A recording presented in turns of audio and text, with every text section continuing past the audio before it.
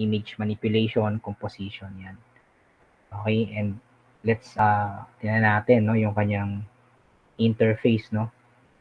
Okay, so the version I am using is, I think this is 2020 or 2021 yata. Okay, anyway, so hindi naman din sila nagkakalayo ng ibang mga version, no?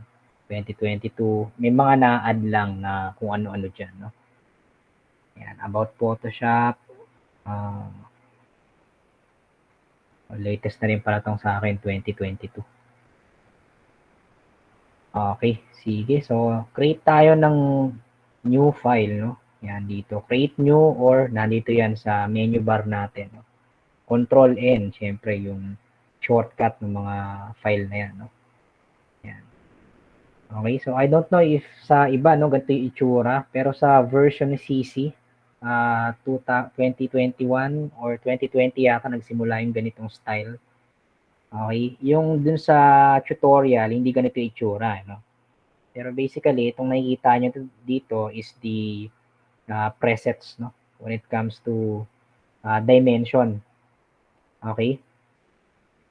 So, naka-group yan into photo. So, ito yung mga dimension ng photo. Okay? Usually, yung mga 3x2 yan. 6x4. Okay? Meron na ring variation na landscape saka portrait. Ito, print naman. So, ito yung mga international paper like letter, legal, if you are creating magazine, no? Yan, A4, so nakalagay na rito. For art and illustration, so yan naman sila. Okay, for web, okay, ito naman yung for web natin, no? Then yung mga recent na ginamit mo, nandito rin. Okay, kung gusto mong custom, yan, pwede mo siyang ilagay dito, no? Kung ano yung size na gusto mo. Okay? Nabanggit sa video, no? Yung resolution, importante yan. Okay? Kung ano yung ginagawa niyong project, magre-reflect sa resolution. And resolution affects the file size. Pag mas mataas yung resolution, mas mataas yung file size. At mas nahihirapan si system natin, hindi si Photoshop, no? Yung system natin mag-adjust. Kaya yung resolution natin nakadepende sa project na ginagawa natin. Okay, so nabanggit doon, 300 yung maximum na pwede natin gawin pag ang ginagawa natin is yung mga tinatawag na print media, right? Yung mga print media, ito yon kung photo, okay, ayan, nakalagay dito, no, 300 ppi, pixel per inch yan, no? Or yung mga international paper. Okay? Yan. So, yung mga pwedeng i-print sa printer, yan, 300 yan, ha? Pag mga large print, large media na tinatawag, mga tarpaulin, ganun, let's say, yung 2x3 na tarpaulin, usually fit yun eh. Pag wala namang ano dito, wala namang fit dito, so you need to convert that into inches. Okay, 24 inches, that is 2 feet, 36, no? So, orientation niya is siyempre portrait. So, pag ganyan kalalaki, yung mga media na, or mga print, no, na hindi na kaya ng mga printer natin. Well, may mga printer na kaya mag-print ng A3, no? So, pasok yan. Pero pag ang printer na ginagamit dyan is yung malaki na, yung tawag doon, yung pang-print ng tarpaulin, yan, magbababa ka ng resolution. Okay, kami dati, ang ginagamit natin, namin, 100. Okay, kasi hindi mo naman kailangang tingnan ng ano yan eh, malapitan. Pag mga ganyang kalalaki, at malayuan yung tingin dyan, no? Okay?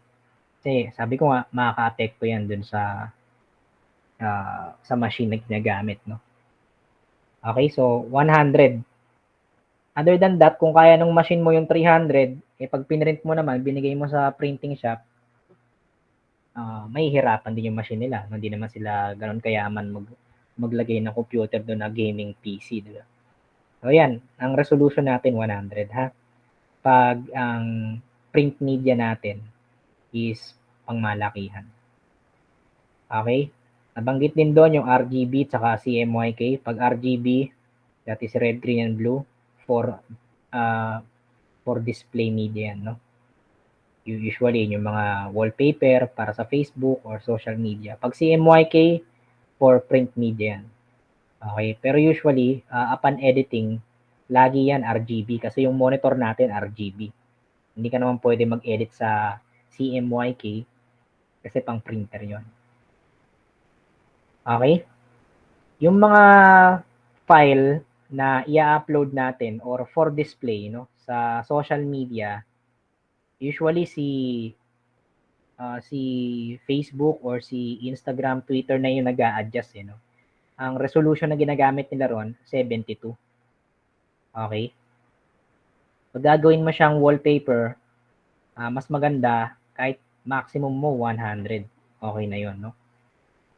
Yung 72 resolution kasi para hindi mahirapan mag-load yung image sa mga website. Okay? Yan. So, yun yung about sa resolution, no?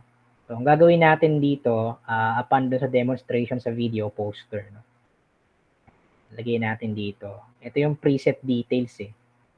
So, pwede mong i-save to, no? May mga naka-save ka rito. But tinayaan na muna natin ganyan yan. For this example, I will set this to 100. Okay, and okay na yan. Create na tayo para ma-explore natin yung interface ni Photoshop. Okay.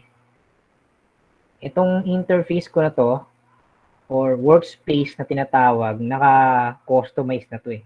Pero by default, si Photoshop, ganito talaga itsura niya, no? Naka-essential. Yan. Ito yung mga properties panel natin sa right side, yung mga tools na pwede natin gamitin, nandito sa left side. Sa taas naman, syempre nandun yung ating menu bar and ito yung tinatawag na option bar. So nagpapalit-palit yan once na ginamit mo yung ibang mga tools dito. So, as you can see, dynamic yan. No? Kaya nga siya option bar. Yan yung mga available na option do sa mga tools na ginagamit mo. Itong gitna na to, so ito yung tinatawag nating canvas. Yan yung ating main workspace. Okay, yung mga panels natin, pwede mong i-customize yan katulad nung ginawa ko kanina bago natin nakita yung essential na workspace, no? So, meron tong kanya-kanyang mga workspace din for 3D, for graphic and web, motion, painting, photography. Pwede mo rin i-reset yan. Pwede ka rin mag-save ng workspace mo. Okay? Yan. Ang importante dito, ito yung layers. Kaya usually, itong mga to, tinatanggal ko yan eh. Close tab group, saka to. Kung naman kailangan mo na to. Yan. Layers yung pinaka-importante. Okay?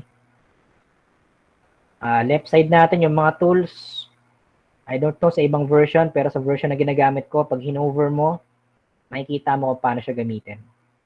Okay, move tool, letter V, yan yung shortcut niya. Para hindi ka pa, minsan kasi nandito ka sa workspace, gusto mong magpalit ng tools, pupunta ka pa doon, no? Mas maganda, kabisado natin yan. Yan. Okay, dun sa in-upload ko, merong asset doon na pwede nyong gamitin, no?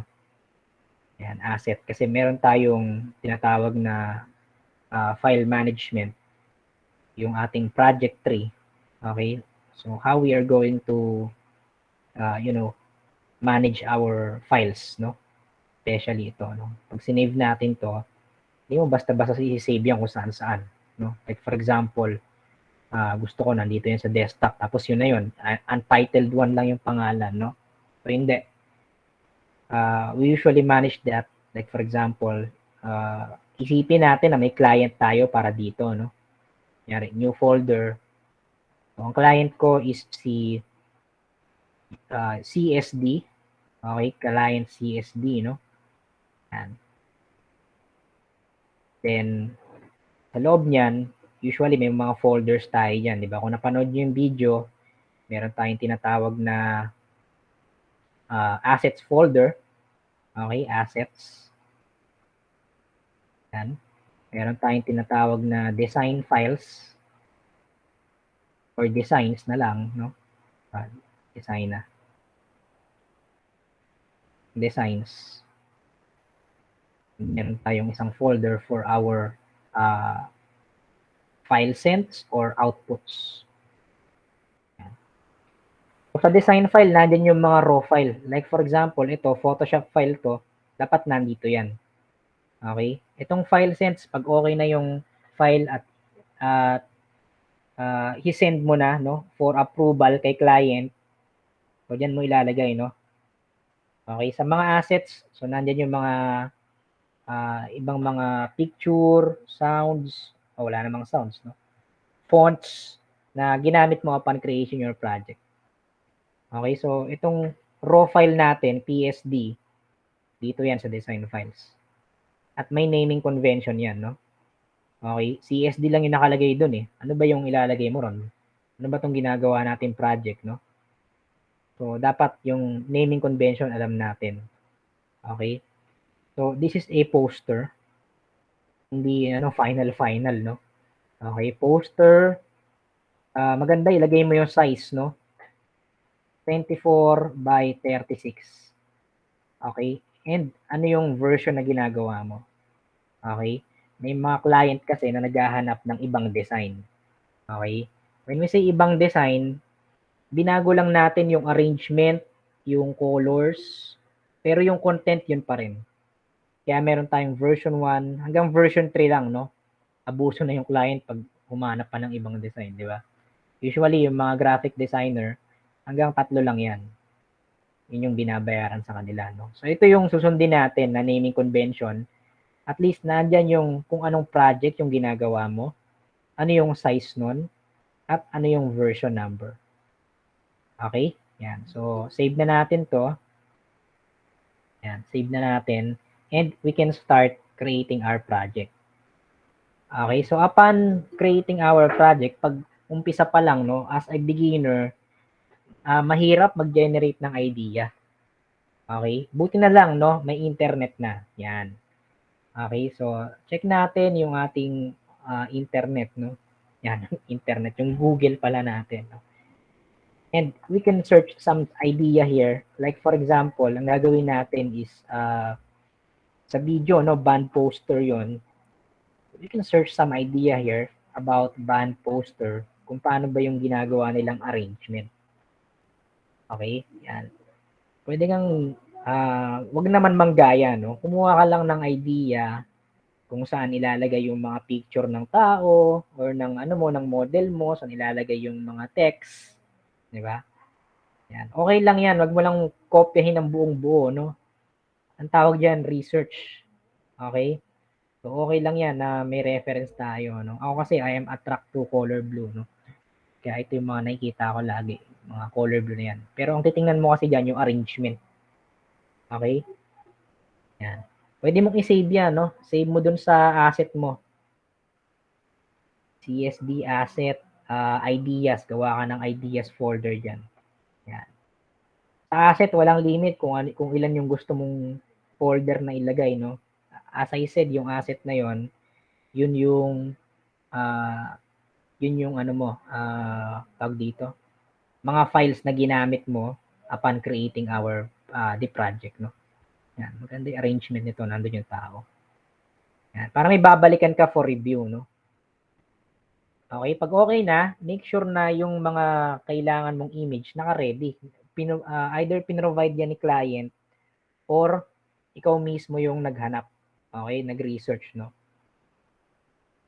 Meron na akong binigay sa inyo na asset dito, no? Ayan, asset. Dito sa ano natin. In-upload ko rin to, no? Para as a beginner, syempre. Maganda, may mga references tayo. So, extract ko lang to. Yan. So, meron ditong, ano ba to? I think this is font. Texture yata yan. Yan. So, itong asset niya, merong documents, no? Ano ba yung laman ng documents nito? Yung poster content. Yan, si Johnny Singer. 2016 pa tong files na ginagamit. Yung fonts, no? Pwede kong, wala lang pala laman to. Ideas, yan. Yung mga ideas nandyan din. Tapos yung mga photos, no? Ito yung object yata natin. Ito si Johnny Singers. Tapos ito yung mga downloaded photos, no, na pwedeng gamitin. Pwede kayo mag-download yan. Punta kayo sa, sa pexels.com. Yan. Mga high quality yung mga picture dito eh. Okay, na pwede nyo gamitin as background or silhouette yan. Okay, so that is the introduction of how we are going to prepare our files. No? Pag okay na, then pwede na tayo mag-edit. No? So, pwedeng i-drag mo yung picture dito na gusto mong i-edit or pwede mong i-open. No? Open. Tapos punta ka ron sa, sa assets natin. Hanapin mo yung picture doon. No? Okay, ito yung technique ko no, na natutunan ko rin syempre. Pag nag-edit ako ng picture, dinoduplicate ko agad yan para may original pa rin. So dito sa layers natin, dito na i-stack no, lahat ng mga ginagawa natin doon sa isang file. Okay, so pwede yung i-duplicate yan. Duplicate layer, background copy. So, okay na muna yan. Okay, so ang gagawin natin dito is syempre lilipat natin doon sa page natin. You need to cut out this, no? Okay, so doon sa tutorial, ang ginamit doon, ito, no, yung quick selection tool. Pero aside from that, doon sa mga previous lesson natin, merong iba't ibang klase na selection tool, no? Merong lasso tool, kung napanood nyo yung video, no? So this is a freehand selecting tool. Meron ding polygonal, magnetic lasso tool. Ito yung quick selection, magic wand. Yung magic wand, sineselect niya yung mga one range of color, no? Katulad yan, mga white lang kinukuha niya. Ito, something gray na to, so hindi niya nakilala yan. Okay? Deselect, right click. Yan. Isa kasi sa importanteng function ni Photoshop is cutting out, no? So, dapat alam natin gamitin yung mga selection tools. Meron dito bago, ito, object selection tools, no? By default, naka-rectangle siya. So, try natin kung maseselect niya ng buo yung image natin. Experiment lang tayo rito. Well, kay Photoshop, experimentation talaga yung ano rito. Kailangan. Okay, so na-select niya kahit papano, pero halos parehas lang din siya ni Magic Wand eh. Okay? Mag-vary lang siya or nakadepend lang siya dun sa range of colors, no? Yan. Okay, so gamitin natin yung quick selection tool. Ang maganda sa quick selection tool, na-control natin, no? Pwede nyong lakihan yung radius niya. May shortcut akong sinabi ron, no? Yung yung katabi ng P, no, yung sa keyboard natin, open and close square brackets. Or pwede nyo ring galawin yan dito, no? Ano ba yung ano niya rito? Ito yung radius, yung size. Yan, 300. Meron din siyang hardness, spacing, etc. Pero sabi ko nga, mas maganda, alam natin yung shortcut. Okay, so open, this is close brackets, no? Yan sa keyboard natin. And diinan nyo lang, no? Diinan nyo lang. And then, sabi ko nga, ang hahanapin nito, yung isang range ng color. Ang maganda rito, pwede mong ituloy-tuloy yan. Okay, so diinan nyo lang hanggang sa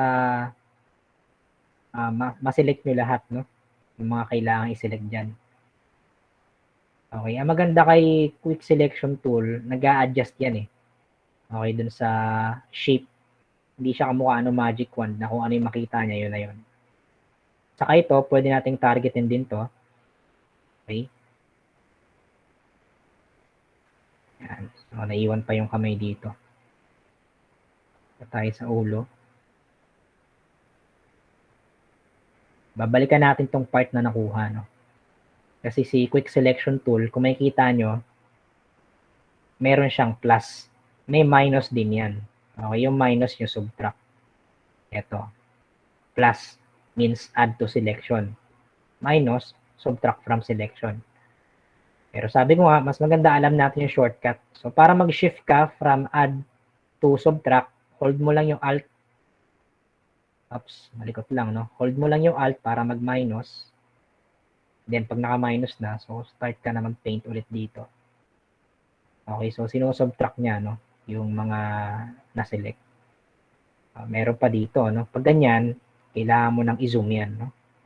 Shortcut ng zoom, di ba? Control plus. Tapos yung shortcut ng hand tool, spacebar. Okay? Andun din yan sa video na in-upload ko. Ulitan natin to, no? Tapos hold natin yung alt para ma-select natin. Yan. Yung mga nakaselect dito, no? Hindi sila nadamay. So, select ko lang sila. Meron pa bang mga naiwan? Yan, yung mga buhok. Isa sa pinakamahirap na i-select yung mga buhok. No? Kasi katulad yan, ang dami pang mga strand na naiwan. Okay? Pero for the meantime, hayaan na muna natin yan. No? Yan. So, pag selected na, pwede na natin i-move yan, no? Using the move tool dun sa project natin. Yan, dito. Okay? Pangit pala na dating sa buhok, no? Ano ba yung ginawa ron? Sa Photoshop kasi meron ng bago dito, no? Yung select and mask. Yan, select and mask.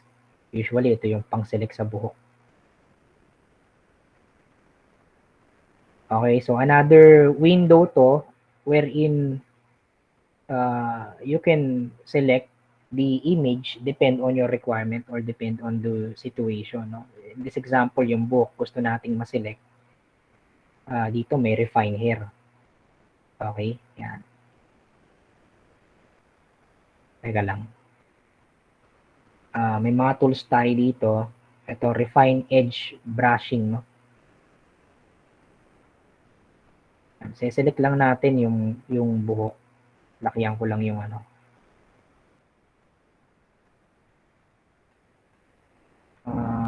Meron akong ginagamit dati dito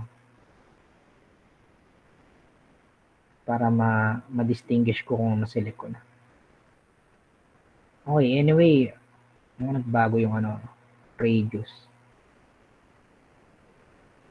Sige, saka na muna siguro to.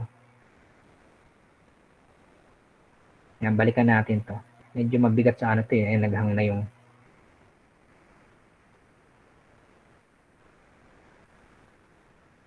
cancel.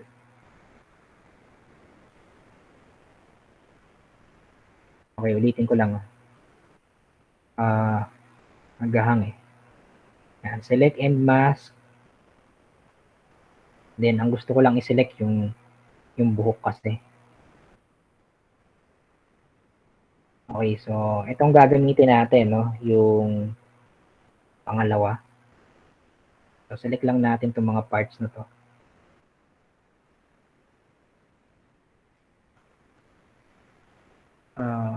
Teka lang.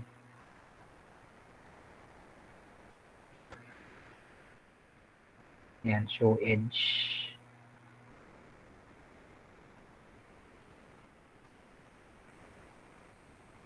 Dito sa view mode.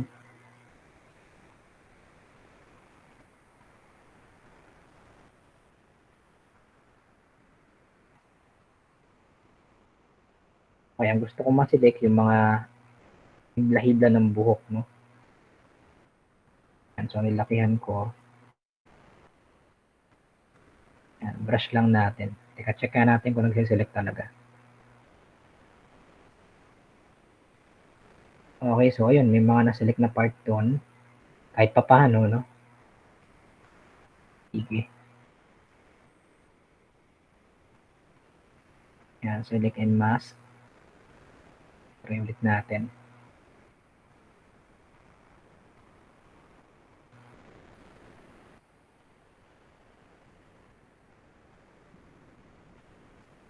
So, yung mga lampas-lampas na yan.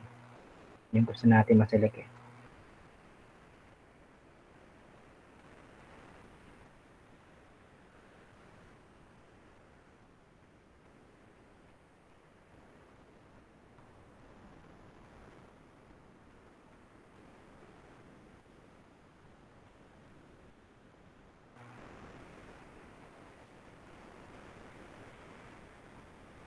Okay, check natin. Ayan. So, nasilit sila kahit paano. Kaso sumusobra dito. No? So, pag ganito, balik tayo sa quick selection tool. Tapos, add to selection natin itong mga to. Yung mga pumasok sa loob na selection.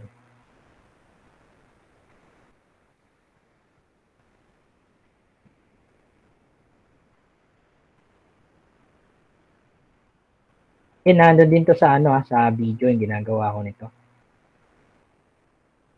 Yan. So, pag okay na, transfer natin siya sa kabila, no?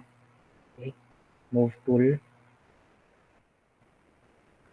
Ayan. So, kahit paano, no? O may mga pa rito.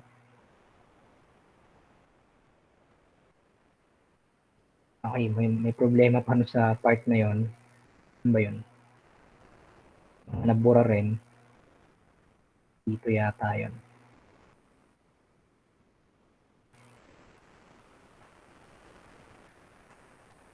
Oops. Sama talaga. Siguro pag ganito,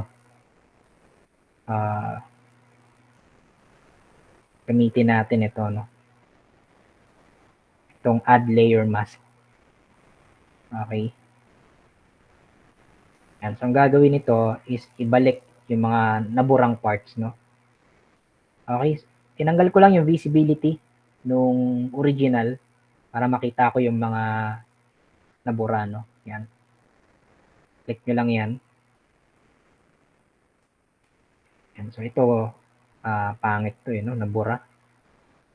Pag naka quick selection kasi kayo, pwede nyo ibalik, no, yung mga naburang part using the brush tool. Okay, asan yung brush tool natin? Ito. Yan. Make sure na tama yung ginagamit yung strokes. Ito in general. Soft.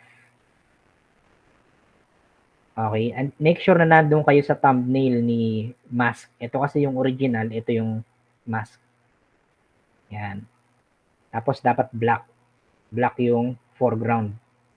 Okay, para hindi, white pala. Pag black kasi mabubure. Pag white, mababalik natin yan. Yan, kamukha niyan. Babalik natin yung naburang parts. Okay? Tiyaga lang, no?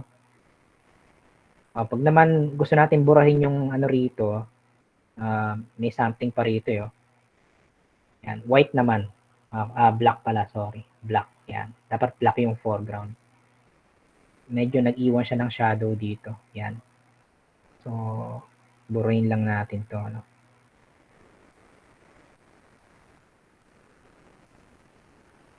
Okay, so I think yun lang naman yung naging problema. Okay, so itong part na to parang masyadong nabura to. So, I'll convert again. May shortcut to para hindi ka pabalik-balik dito, no? Letter X. Yan. Yung switching ng foreground saka background. Letter X. Okay, so white yung gagamitin ko para mabalik tong part na to. Yan. Okay. So, okay na yan. Balik na natin siya ron. Tingnan natin kung okay na. Yan. So, I think okay na yan. Yan. Oops, anong ginawa na yon? Sorry. To resize, no? Medyo mabilis ako, sorry. So, to resize the image, andito ba yon? Yung shortcut kasi yung alam ko, eh. Mukhang nawala na siya rito. Image, adjustment. Anyway, yung shortcut, Control-T. Okay, Control-T. Kay 2020, automatic yan, hindi niya dinidistort yung image kahit saan ka maghatak dyan, no? Yung distortion na sinasabi ko, yun yung pinaka-ayoko nakikita sa layout, no? Parang ganito, no? Hinihila nyo dito yung image, pumapayat. Okay? Yan, pumapayat, that is distorted. Otherwise, hinihila nyo sa taas, baba, ginaganan nyo, okay?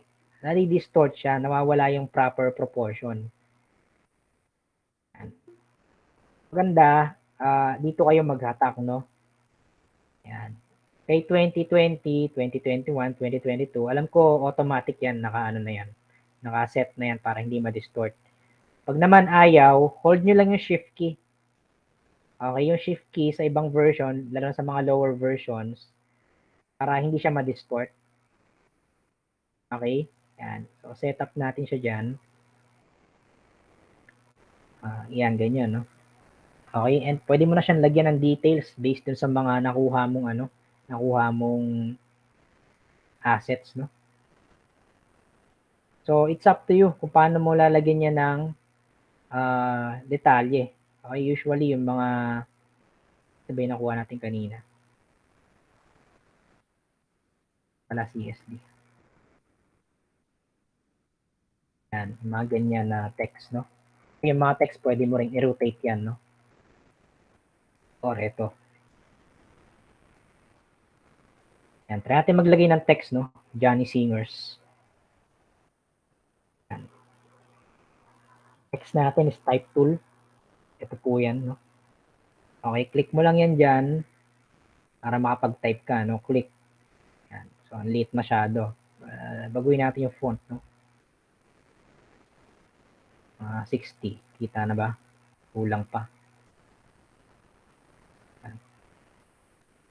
Okay, Johnny Singers. Johnny Singers. Yan. Okay, tapos click nyo tong okay na to. Pwede nyo rin niyang gamitan ng control T. Okay, yan. Johnny Singers. Ba? So, it's up to you kung saan nyo ilalagay yan. Basta readable siya. No? So, ganyan lang, no? You play with the elements, text, shapes, pwede rin. Ito yung shapes natin. Okay, pwede ka rin maglagay ng shapes. Ito yung pagpapalitan mo siya ng kulay or pwede rito sa foreground. Okay, like for example, ganyan, no?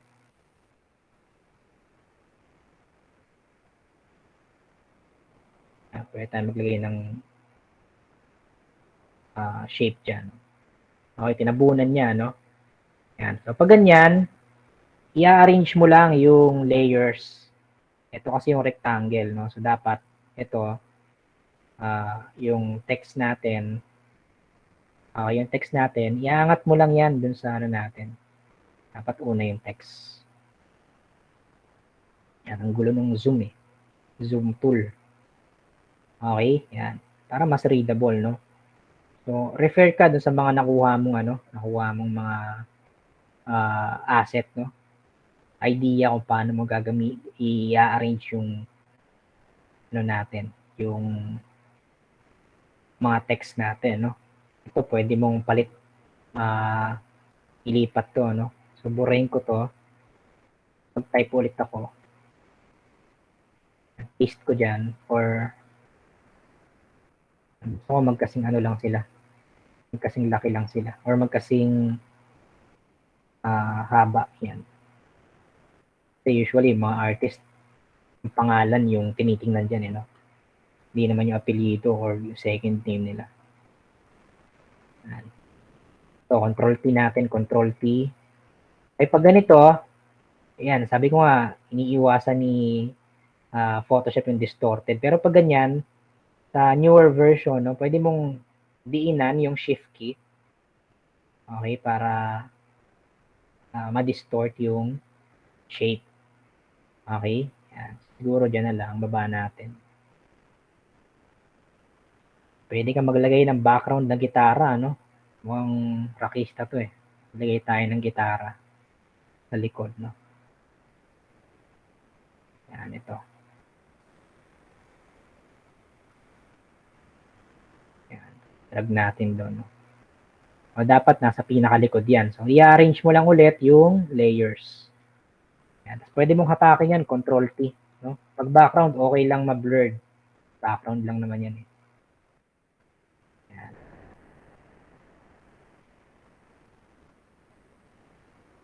Okay? Yan. So, maraming pwedeng gawin dito. Ano? Pwede mong paglaruan yung layers. No? Meron mga style yan dyan. Kung ano yung may itsura.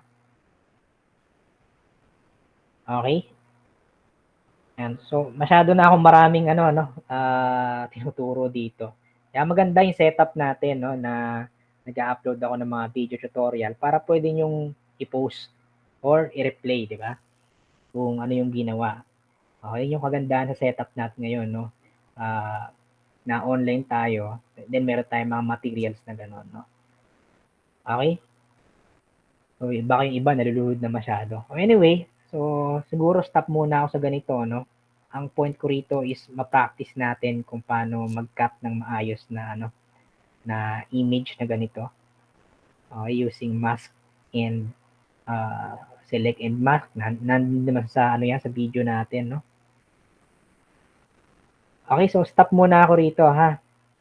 Para yung iba mga hindi pa nakakapanood ng video, no? So siguro yung iba napanood na yung video, then wala pa naman ako activity yung ginagawa, hindi pa nila pina-practice. Okay?